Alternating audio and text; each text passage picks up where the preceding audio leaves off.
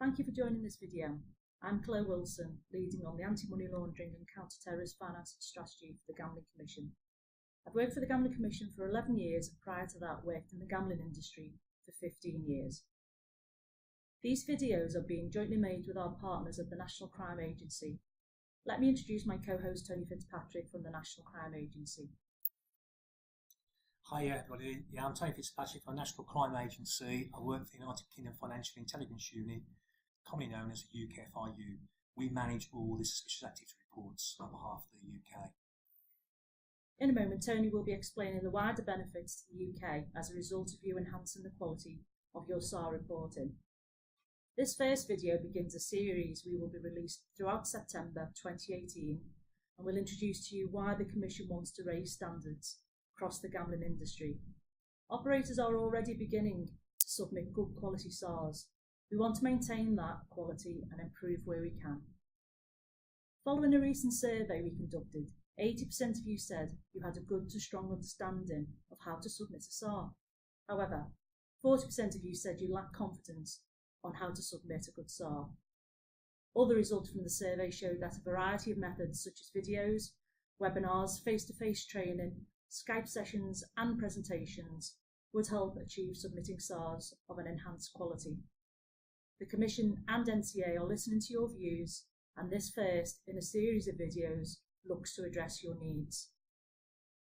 This survey is still available for you to complete, and the link will be available at the end of this video. Yeah, thanks Claire. I think it's important to make it clear that there is one caveat, and I ask the viewers to keep this in view.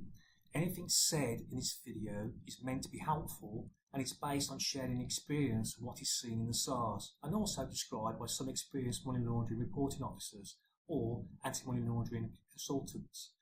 Any comments made during this video should not be treated as legal advice. If there's any doubt about any set circumstances that you're dealing with, my key recommendation would be to seek legal advice. So, back to the video box set.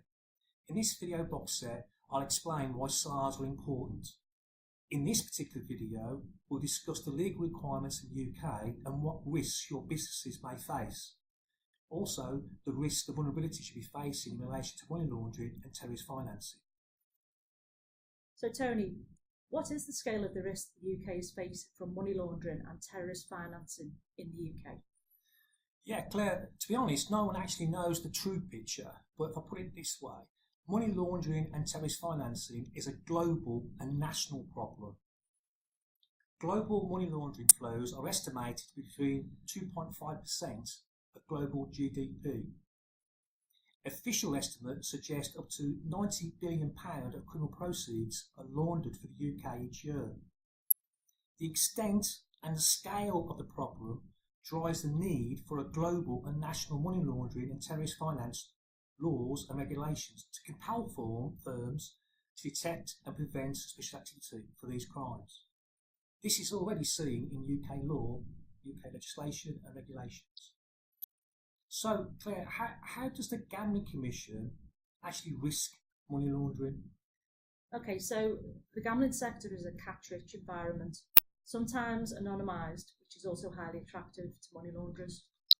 Due to these risks, the Commission has assessed the level of risk posed to the gambling market by money laundering in our published risk assessment of money laundering and terrorist financing in the British gambling market 2017, which indicates how each gambling sector is exposed to specific risks. This report is available through our website, and you can follow the link on this slide. Thanks Claire. I'll introduce two slides in this video that shows the legislation relevant to UK gambling businesses. In summary, there are two key aspects.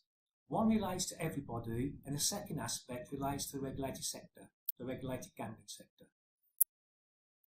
What sort of guidance is available from the Gambling Commission? So Tony, in relation to the regulated gambling sector, we provide written guidance about this for remote and non-remote casinos on our website. And for all other gambling businesses not in the regulated sector for the regulations, we also provide written guidance applicable to their business. Again, the link is available to take you to that guidance.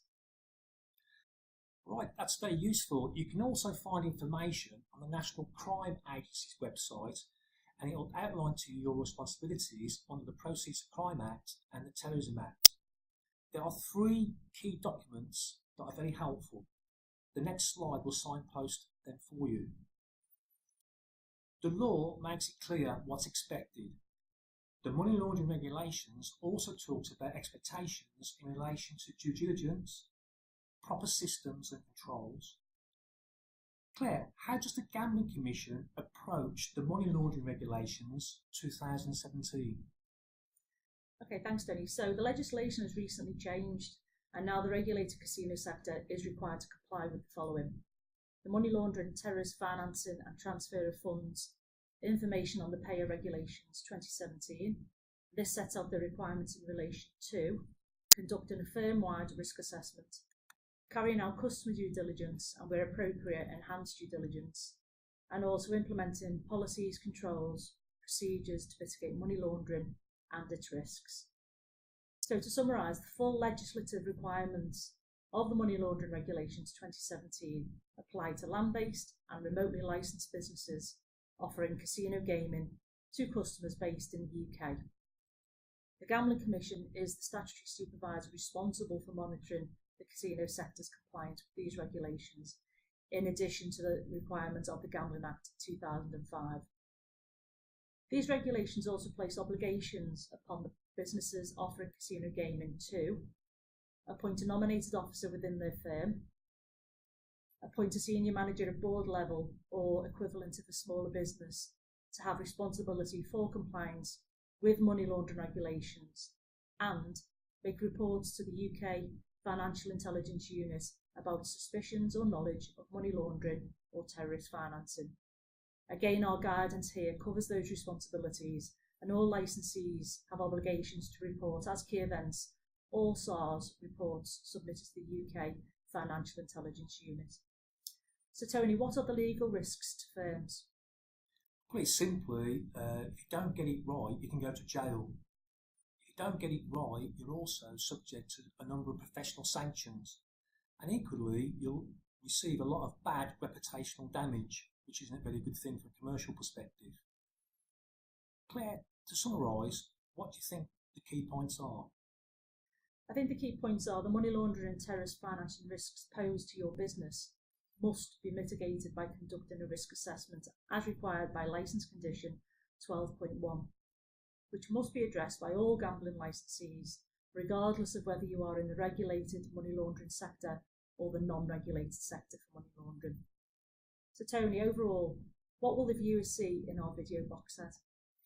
Well, the hope is to show the viewers how to make a good quality SAR, and we'll go through in particular how to approach a good defence against money laundering SAR, which is called a DAML, D-A-M-L, a DAML.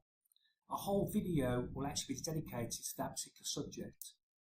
The aim will be to signpost good practice and guidance and share case studies, and ask you to socialise those ideas and share that good practice across your sector and with your anti-money